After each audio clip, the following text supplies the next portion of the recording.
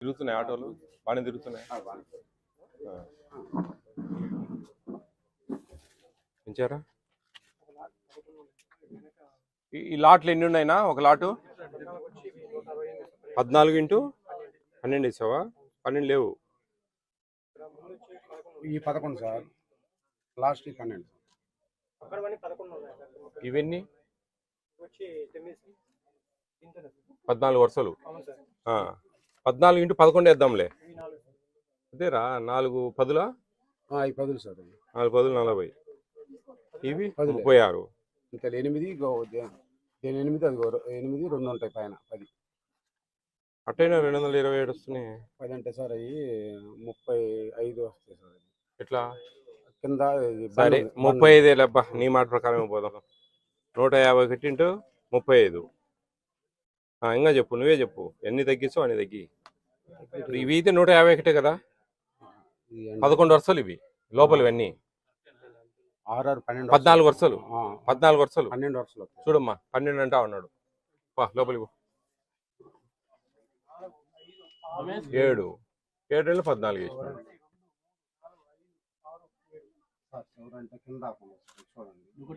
అట్లాంటి అన్ని తీయాల్సి వస్తుంది బయటికి. నువ్వు సిద్ధమంటే దేనికైనా ఇబ్బంది ఏం లేదు మరి.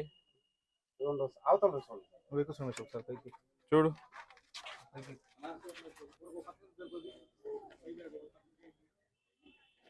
వాళ్ళు కౌంట్ చేసి వరుసలు వేయించుకోవాలి జాగ్రత్తగా. ఆషామాషి కాదు కదా, పబ్లిక్తో ఇది రిలేషన్. కరెక్ట్గా పని చేయాలా. ఎవరండి ఆరయ్య? ఎవరు కేసు రాసేది? ఎవరు సిఎస్డి? మీరేనా కేసు రాసి? 179 ఈ మిషన్లో ఉంది. దాదాపు 50 బ్యాగుల దాకా ఎక్స్ట్రా ఉన్నాయి.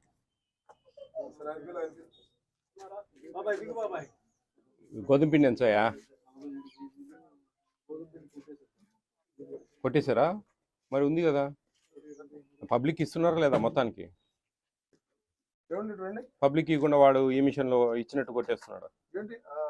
ఏం నర్సారెడ్డి, ఏమో బా స్టాక్ ఎక్కువ ఉంది కదా. 5-6 మూటలు అంటే సరే, మరి 50 మూటలు తేడా వస్తా ఉంటే గోడ ఉంటుంది, ఇంకోటి ఉంటుంది అంటే ఎట్లా? గోధుమ పిండి లేదు నీ దగ్గర? నిల్లు ఉండాలా? జీరో ఉండాలా? ఉంది. మొత్తం ఇచ్చేసినట్టు ఉంది. లేదంటే ఎట్లా? ఇప్పుడు మన కళ్ళకు కనపడేటే కదా. మీరు అదంతా మాట్లాడితే ఎట్లా? రాయండి. ప్లస్ తర్వాత జేసీ గారు కోర్టులో చెప్పుకుంటారు. ఇది కూడా జీరో ఉండాలి.